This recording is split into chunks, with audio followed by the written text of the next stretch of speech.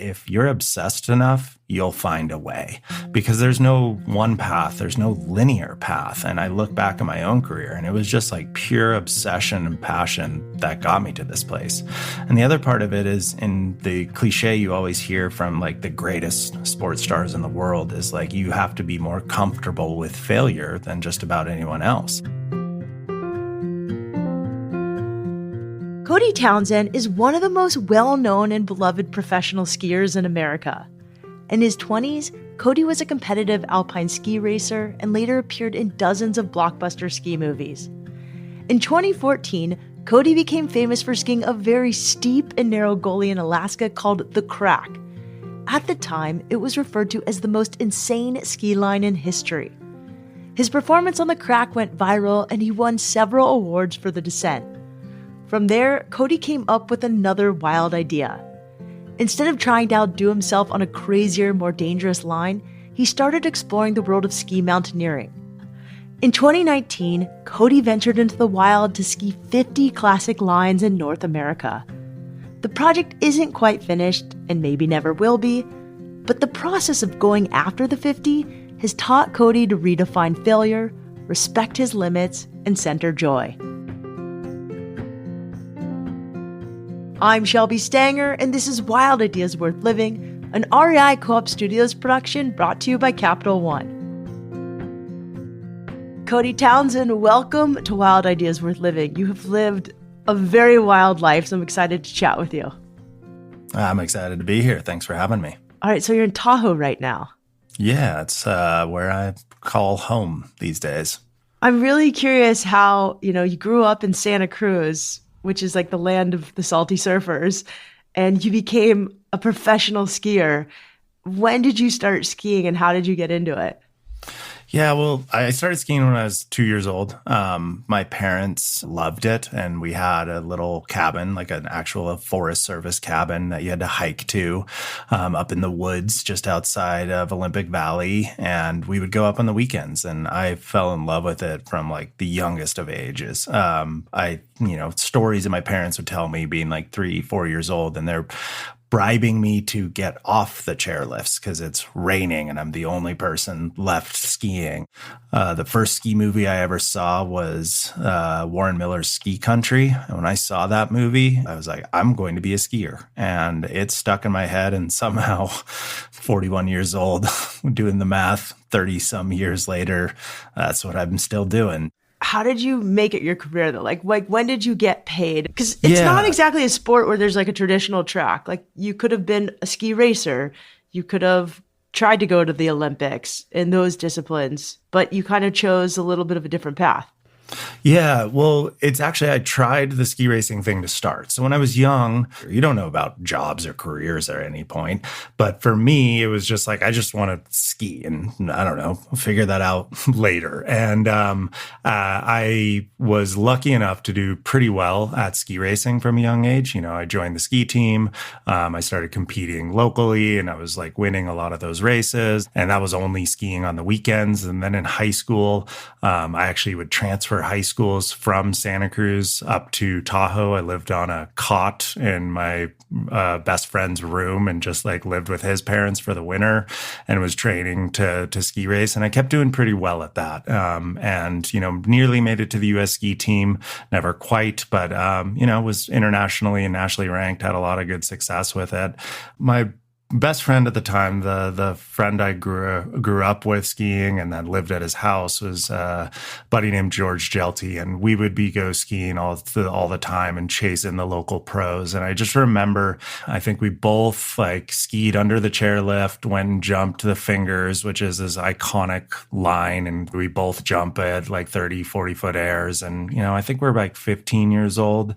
And you get back to line and, people are starting to say like, wow, that was awesome. Whoa, who are you kids? And, it was like that kind of moment where you're realizing like, maybe we could do this. Like we're skiing well enough where people that we look up to are recognizing us. And I'll never forget the chair ride up where George and I were talking. We're like, how do we become pro skiers? And George just said, he's like, we'll just keep skiing and people will notice one day. And it was like, cool, let's just keep doing that. And, we were just so passionate about it that we were going to be jumping cliffs and doing backflips and trying to ski all the most challenging lines. And, as time went on, people did start to notice. So when I was about 20, the free ski revolution was happening. And I was still ski racing at that time, but being drawn more and more towards free skiing just because it was more fun. And I told my ski racing sponsors, which was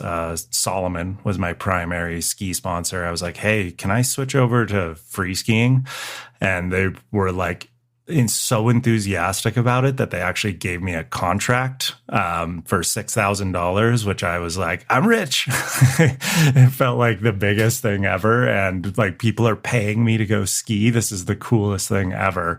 And so when I was 20, I quit ski racing, moved into free skiing. And now, 21 years later, still doing it. Okay, so this sounds like idyllic and a little bit of a fairy tale. And I'm guessing it wasn't all peaches and ice cream. Like No. Your journey to becoming this insane, amazing backcountry skier that gets paid to like basically do what you love. I'm really curious, what were some of the challenges you faced and how did you kind of overcome them?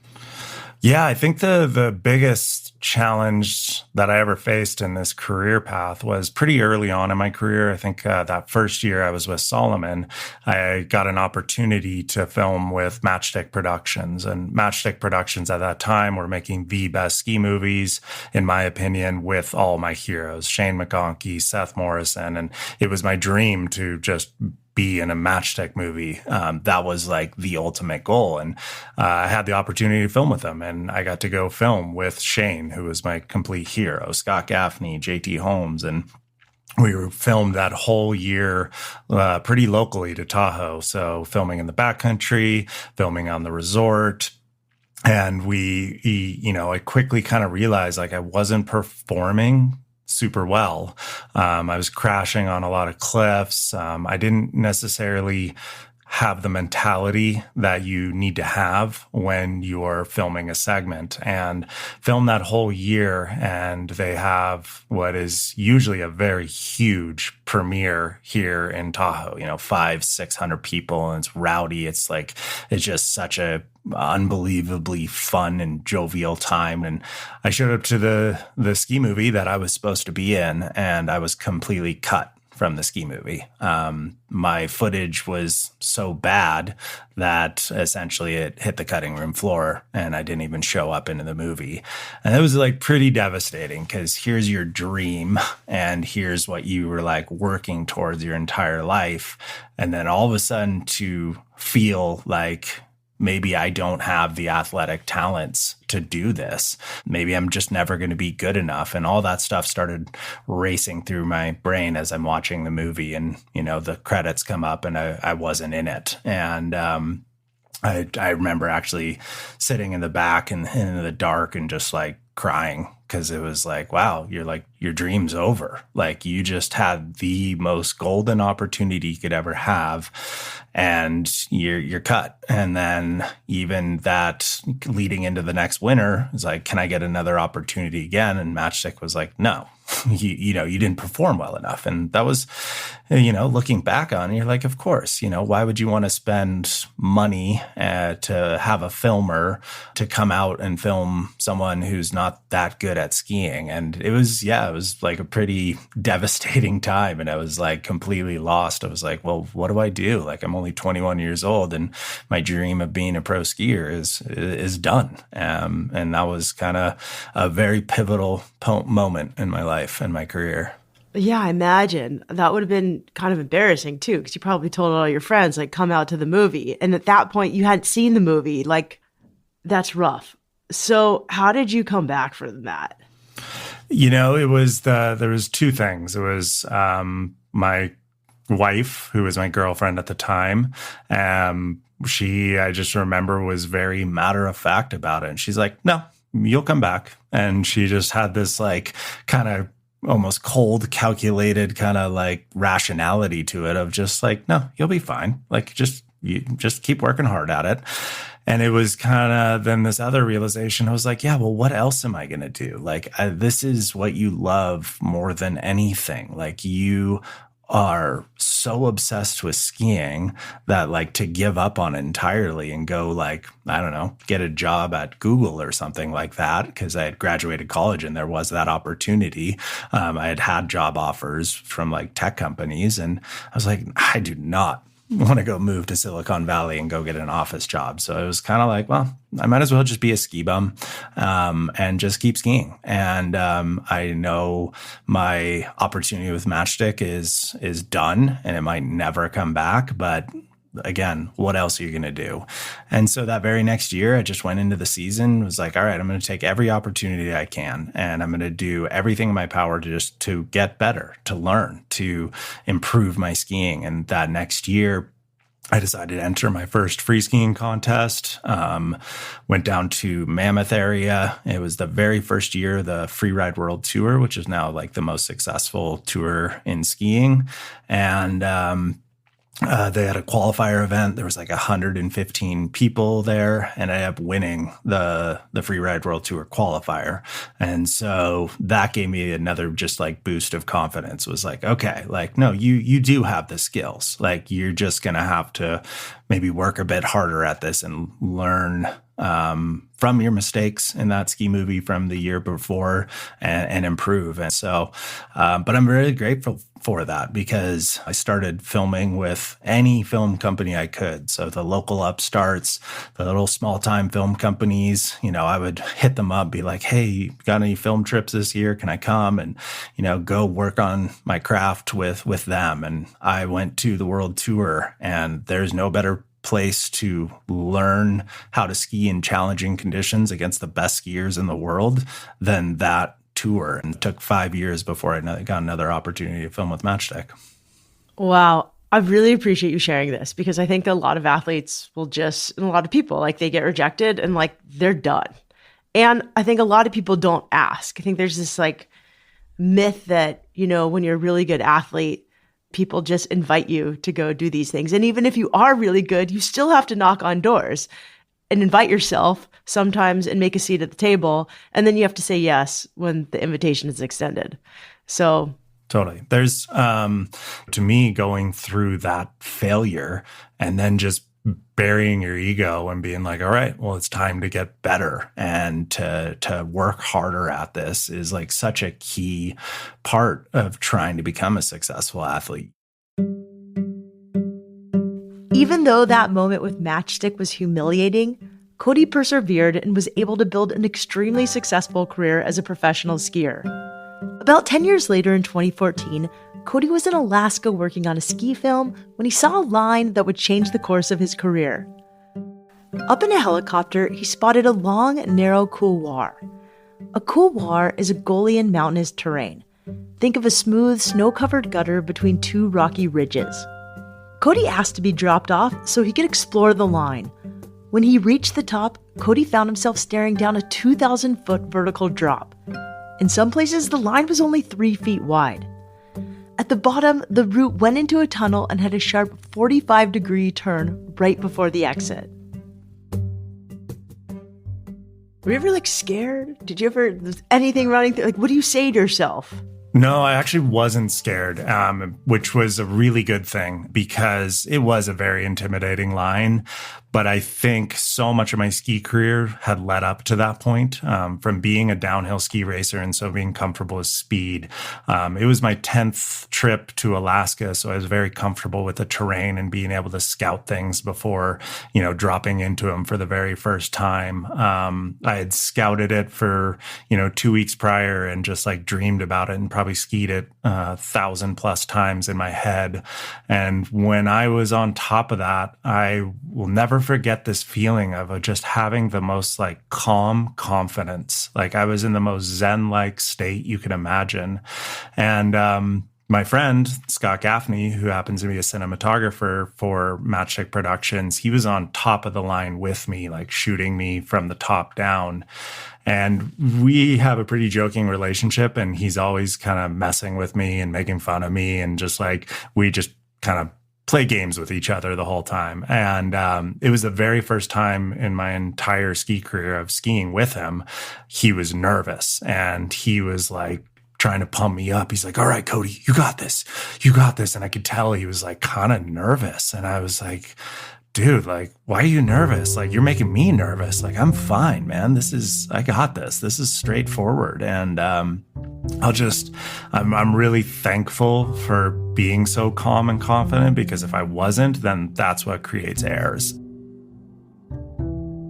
Cody zeroed in on the moment, quieted his mind, and took off down the couloir.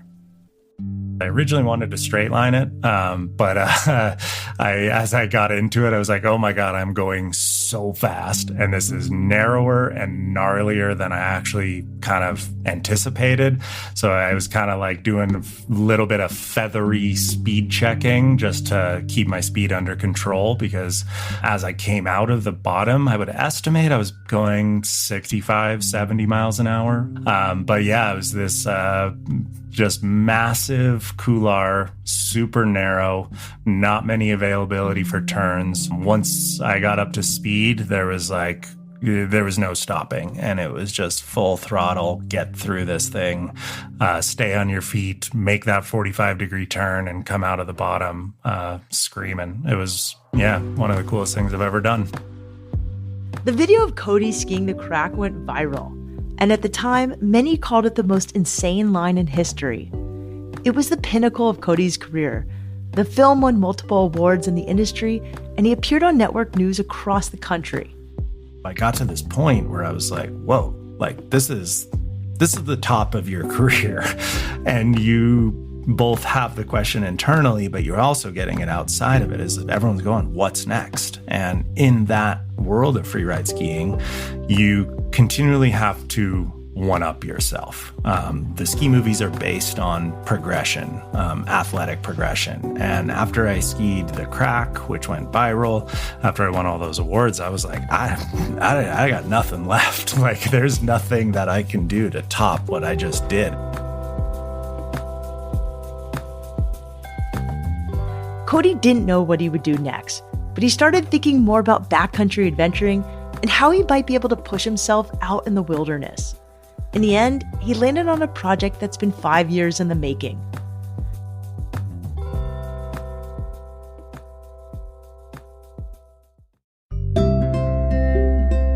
As someone who loves to spend her days running, catching waves, and adventuring in the mountains outside of my home in San Diego, I'm always on the hunt for the best gear to keep me going. That's why REI's Editor's Choice Awards are such a game changer. Their roundup of best-in-class gear is rigorously tested by members and staff for months, even up to a year. They consider everything from product performance to environmental impact, so we end up with gear that truly lasts. REI just announced the latest Editor's Choice winners for fall and winter. So if you're in the market for some new outdoor goodness, head to rei.com/editors-choice to check out the award-winning gear. That's rei.com/editors-choice.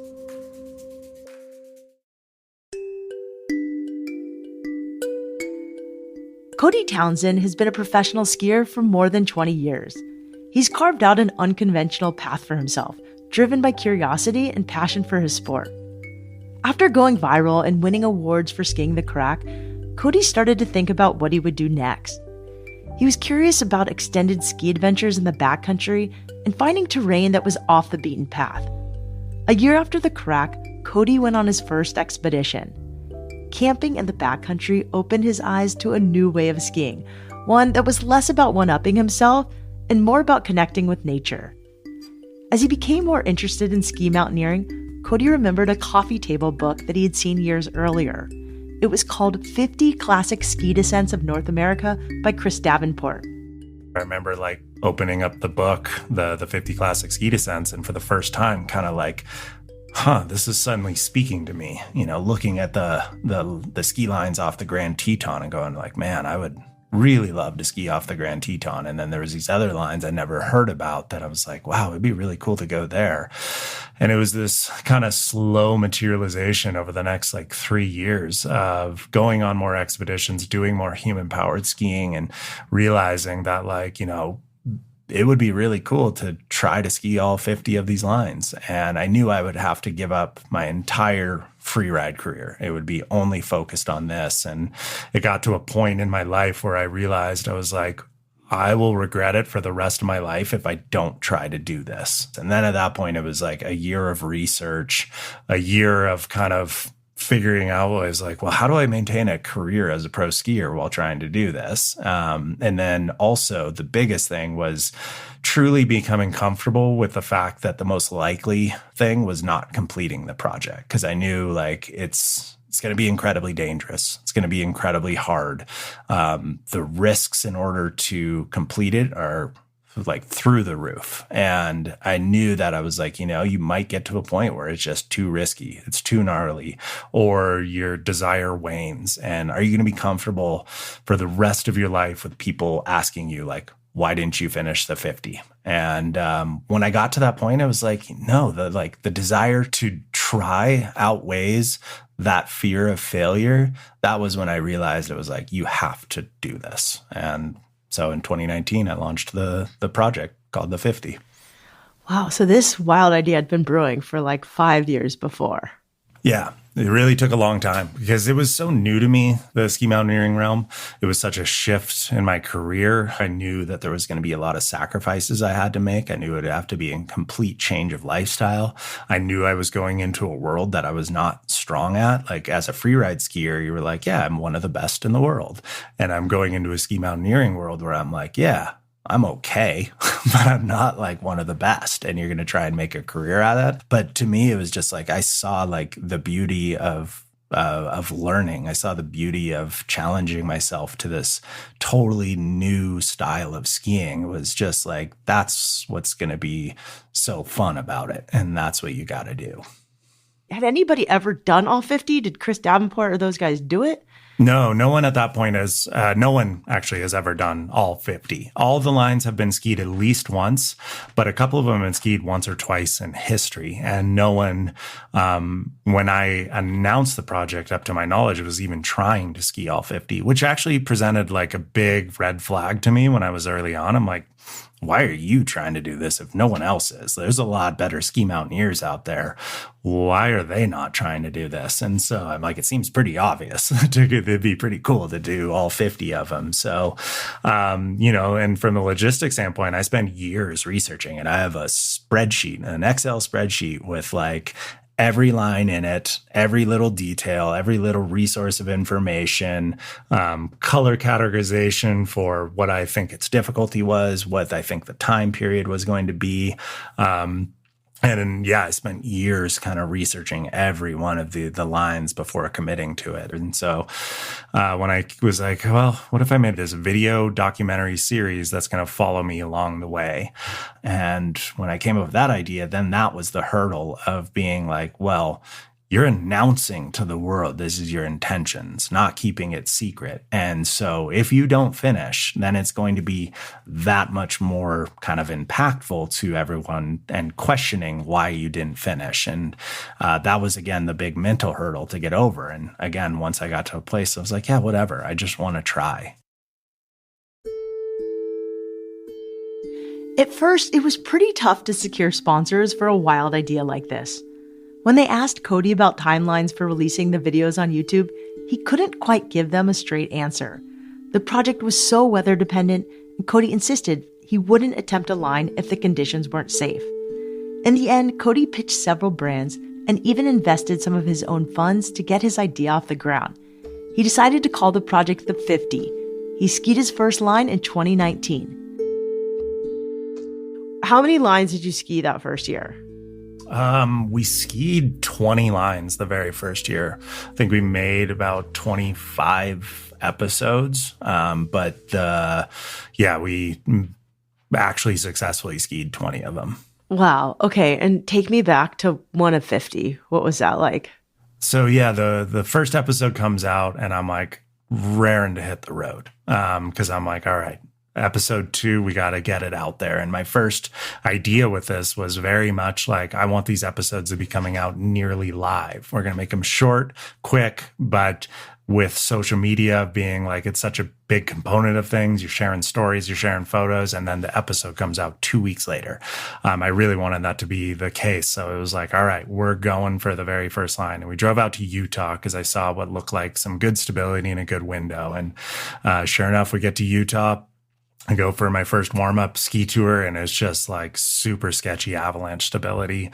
And we film that whole process, day 1 of ski touring, and dig an avalanche pit, get really bad results. And I was like, well, we're not doing it. And so I was camping out in the back of my truck at my team manager's house. And we ended up sleeping on the floor a little bit because we kind of got kicked out of the cars and couldn't sleep in their parking lot.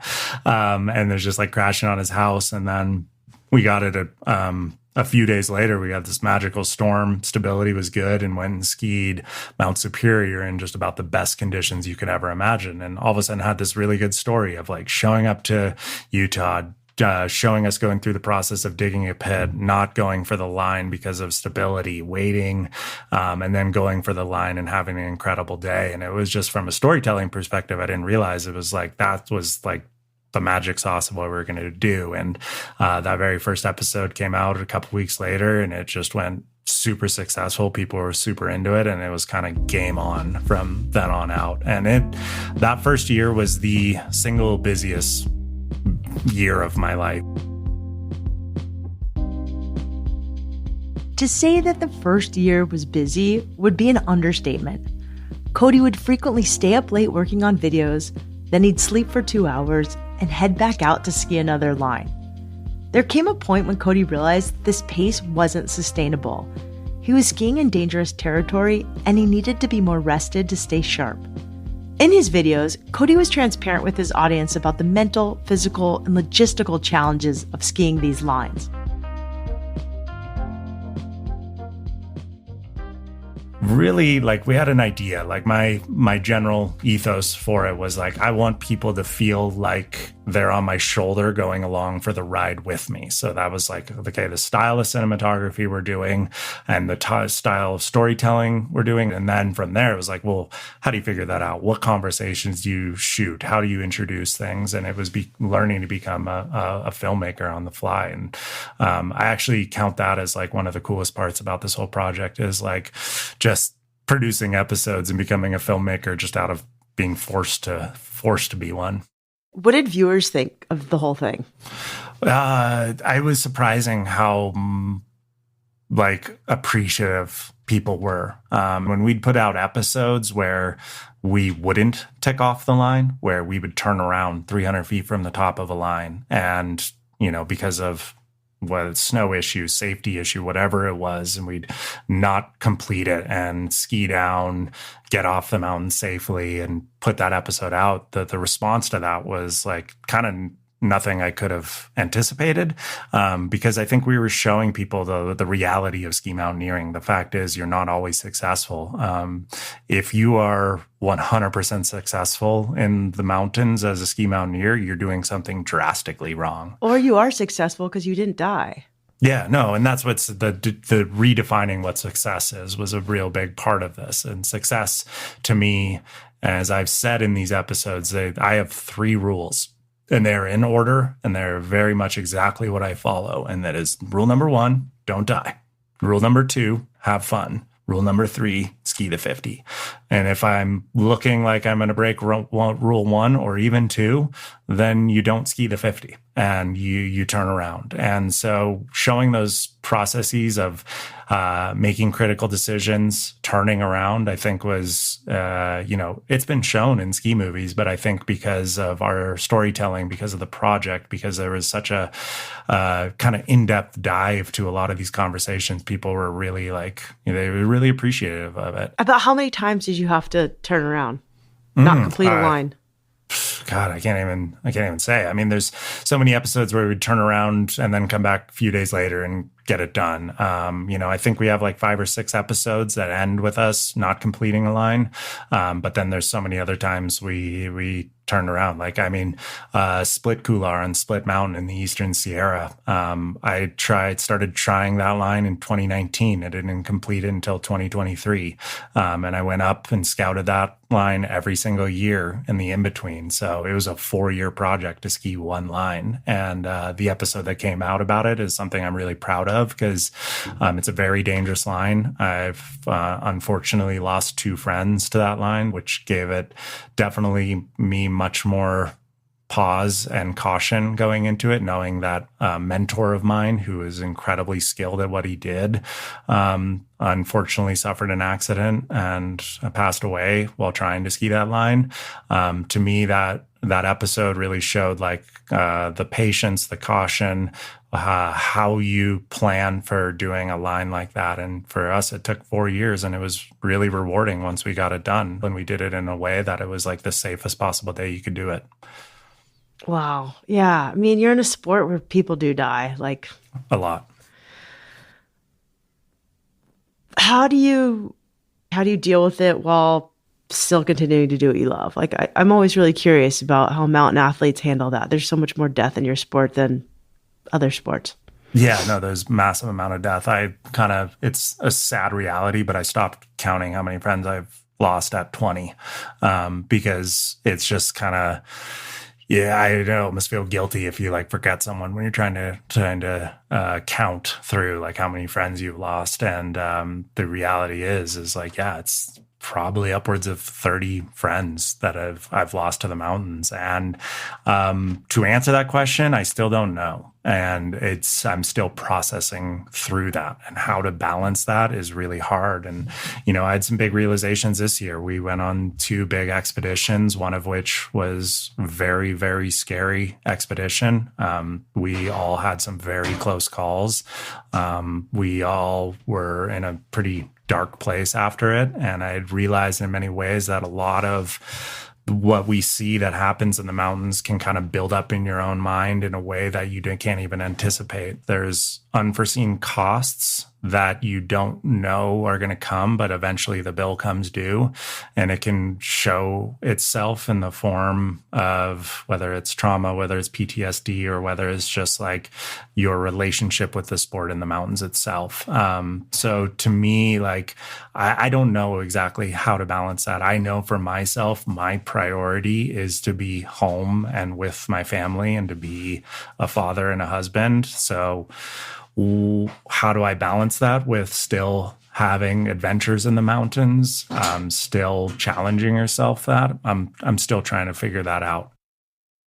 How do you deal with like moments of darkness? Because your career has a lot of highs, and then there's just, you're in a natural career where there's going to be lows. Like, for probably the last 20 years, it's just a lot of self-reflection, a lot of self-awareness, a lot of diving deep into the accidents and trying to learn from what has happened out there. But I've also realized that in the last year, that's not enough. I started going to therapy for my first time this last year. I always kind of thought I was like mentally strong enough and very happy and content person, but there's stuff that builds up that you don't know. And some of that stuff came into fruition this last year for me. And so, yeah, that's kind of the way I've been processing it. And this has been a new evolution, and I think it's a good evolution. Cody has learned a lot about himself and his relationship with skiing over the course of this project. After doing a lot of logistical work and self-reflection, he's at peace with the fact that he might not finish all of the lines. For now, Cody has put the project on pause, but he still sees it as a success. So when did you decide, I'm going to put the project on hold? Well, there's a lot of there's some nuance to that, but I put the YouTube series on hold because the last 4 lines that are left, 3 of them are very, very difficult. Lines that have been skied once or twice in history and in 30 plus years, and tons of people trying. And so I knew, I was like, if I'm going to keep like producing episodes, I can't I don't want that pressure of like, I got to get an episode out this year and we got to produce something. So I was like, okay, the episodes are on hold. We are going to continue to film what we can. And as long as I have the internal motivation to keep trying a couple of these lines, then we're going to keep trying them. And this last year we did. We kept trying 2 of the last 4, and we have some desire to keep trying these other 4. But it could be 1 more year, it could be 5 more years before I decide to be like, you know what, that's good. Or in those 5 years, we do end up skiing all of them. So it's kind of just on hold, but it's still happening on the back end. I like that you took that internal pressure off. Yeah. I think that's really nice. Yeah. Well, if you have pressure to do these lines that is outside of yourself, then you're doing it 100% for the wrong reasons. And you're probably going to get yourself into some bad situations. So whether that's ego, whether that's sponsors, whether that's audience, whether that's videos, all that stuff, that external pressure I needed to completely remove from myself. If I'm going to finish these last 4 lines, it has to be a deep internal desire and knowledge that I can do it. And sacrificing going skiing in some other dream locations or my own backyard and being with my family to go continue to try these is something that, I can already see is wearing a little thin, but at the same time, I kind of still have it. But if that continues to wane, then I'll be done. I think the biggest thing for me, the biggest thing I wanted to prove to myself as I got into this was that I wanted to see if I could do all 50. I think I've already proven to myself that I can. Will I actually do it? I don't know, but that doesn't matter because I know that I could.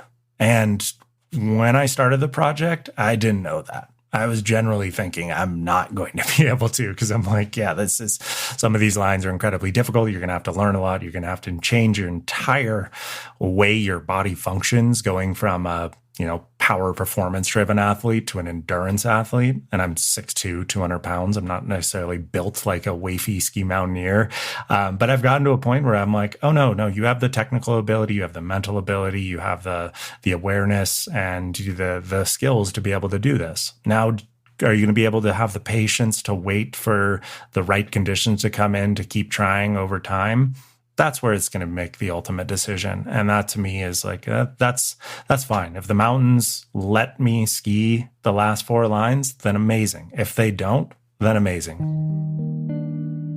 What advice can you give to people who want to chase a wild idea? Go for it. I think if you can't get that idea out of your head, if you just all night, it keeps you up. And it's not just one night, it's for the weeks and months and years. Then I think at that point you figured out that you'll have the drive and passion and motivation to make it happen. If you're going to quasi commit to it, it's not going to work. If you're going to be willing to sacrifice nearly everything for it, then it will work. If you're going to everything that it takes to make it happen, then it's going to work. But what I see is people that fail at their dreams generally just kind of like quasi commit to it. You gotta go for it. And if you don't achieve it, then at least you tried. And that's a big part of like kind of my career too, is like failure is a great, great lesson. And it's nothing to be ashamed about. It's something that will just continue to motivate you and continue to learn. So, like this 50 project is probably going to be the greatest failure of my career. If I don't finish all 50, it could be considered a failure. Yet at the same time, it's probably the single most successful thing I've ever done in my career. And it has brought me so much joy, so much community, so much amazing experiences and memories. And I'm thankful that it's going to be potentially the greatest failure I'll ever do. If you want to learn more about Cody's 50 project, I highly recommend that you check out his YouTube channel at Cody Townsend. There you can also learn about his new series called 50 Plus.